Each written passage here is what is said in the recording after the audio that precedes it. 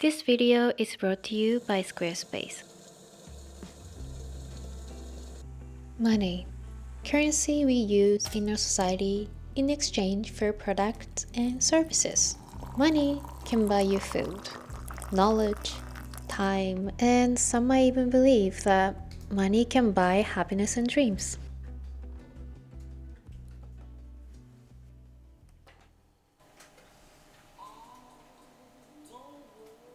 When you hear the word frugal, you might picture someone who is cheap and doesn't spend money at all. But I think being frugal actually means spending money intentionally and purposefully so that you can avoid wasting money and spend on things that actually matter.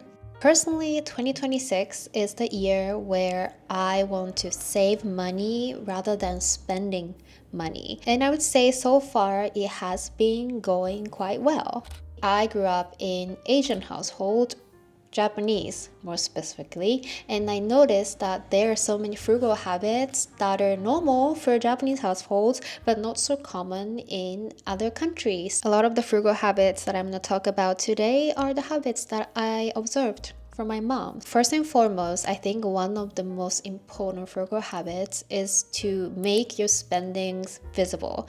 My mom always gets those paper receipts and track everything to fully understand where the money is going. And I know that you can do everything on app right now, but in Japan it's still quite common for people to do everything handwritten. So you've probably heard of this method called kakeibo. It's basically like a journal for your finances. And I think many Japanese people actually prefer to write down those spendings and budget and goals on paper rather than doing things on app. Maybe I can make a video about kakeibo in the future, but for now let's talk about things that you can implement right away from today. Level 1 is to understand when and where you spend money for what. Just keep it very simple, and that's the first step to understand where your money is going. Level 2, now that you understand how much money you spend on what, you can set your monthly budget. If you want to take it further, level 3, you can start categorizing your spendings. If you're advanced, level 4, you can start using this formula. Income minus fixed cost minus advanced savings equals variable expenses. So the concept is that you have your income and then you subtract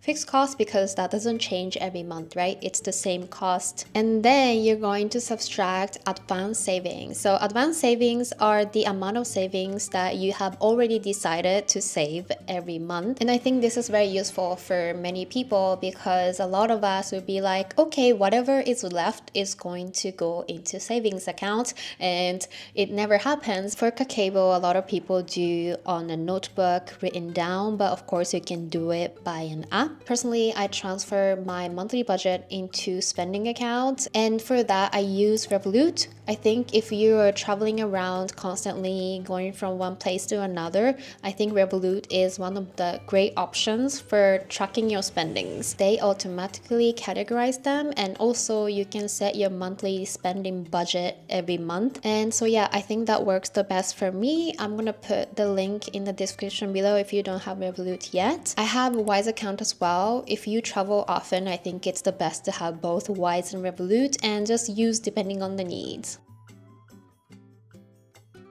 One thing that my mom is very good at, and I'm trying to be good at this, is decluttering. And you might think that this has nothing to do with being frugal, but it actually does, because decluttering actually helps you understand what you already have, and it stops you from buying duplicates or unnecessary items. And I think the process of decluttering actually helps you to be more mindful with your spendings because you realize how much money is wasted on unused items. Now, every time I buy something new, I try to look for an item that I can get rid of. Before talking about the next point, I want to quickly talk about today's sponsor, Squarespace. With Squarespace, you can easily make a beautiful website that perfectly fits your brand. They have an AI-enhanced website builder called Blueprint AI. You can get personalized design recommendations, and you can create fully custom website in just a few steps. You can also get access to a complete library of award-winning templates professionally designed so that you can find the perfect template that matches your brand. On top of that, Squarespace has amazing SEO tools that get you discovered fast. Every website is optimized to be indexed with meta descriptions and more so that your site will show up more in search engines and your ideal customers can find you. Go to squarespace.com/mako to save 10% off your first purchase of a domain or website using my code MAKO. Another thing my Japanese mom is good at is to choose quality items that last for years and worth the money. And one of the reasons why she's good at this is because she used to make costumes for me and my brother when we went on a figure skating competition. So she definitely has a bit of a special eyes for this. Every time we go on shopping, she makes sure to pay attention to the stitches. Like, are they straight? And how is the shape of the clothing overall? Are they built even? And how is the material? I always try to avoid materials that look like it's gonna pile. I actually don't really have anything that I really want at the moment. I purchased this MacBook at the end of last year. I talked about this in my previous video, so if you haven't watched it, go check it out. But when I do, I'm planning to put the items on my wish list and purchase it when I achieve something. I think it's fun to gamify things. It makes each purchase more special. On this topic of buying new items, one thing that really stops me from impulse purchase is to simply think about it and sleep on it for a couple of days. I know this is super simple and you can start doing this today and you'll be surprised. After a couple of days, many times I even forget about the fact that I wanted those things in the first place. If it's something that you really want and you really need, you will probably be thinking about them after weeks, and then I would say it's probably worth spending the money.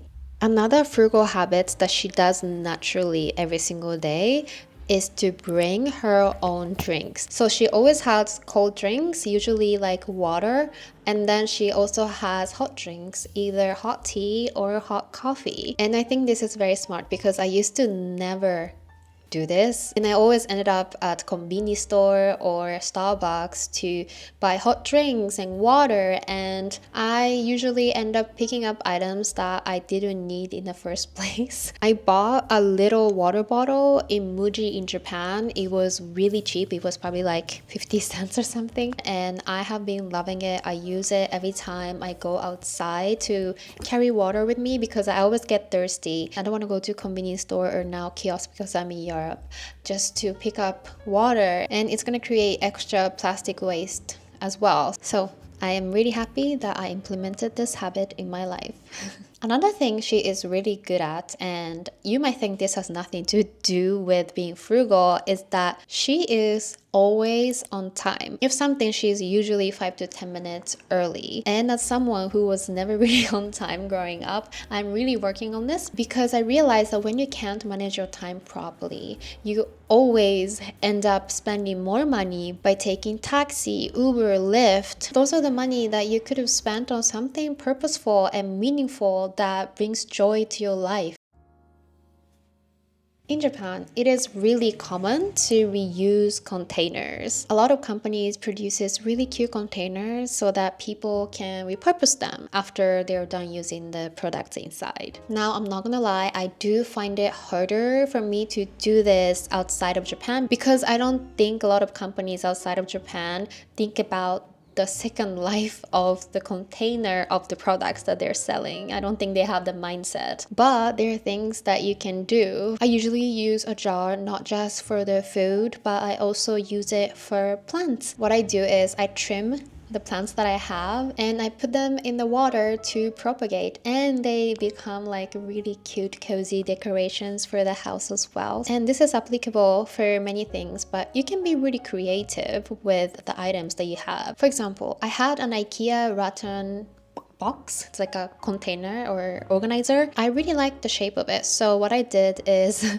I turned it upside down and I turned it into a light. That worked really, really well. It really gave a really cute, cozy vibe to my living room. Just because the product is sold as an organizer, it doesn't mean you have to use the product as an organizer. Be creative, have fun with the items that you have. You might be able to repurpose the items that you already have and give it a second life. Another habit of my Japanese mom is that she always has snacks with her. She usually has chocolates, candy, and if she knows that she's gonna have a long day, she even has onigiri rice balls, which is probably too much for many of you. But it doesn't hurt to have emergency snacks in your bags, and you can wait for a proper meal.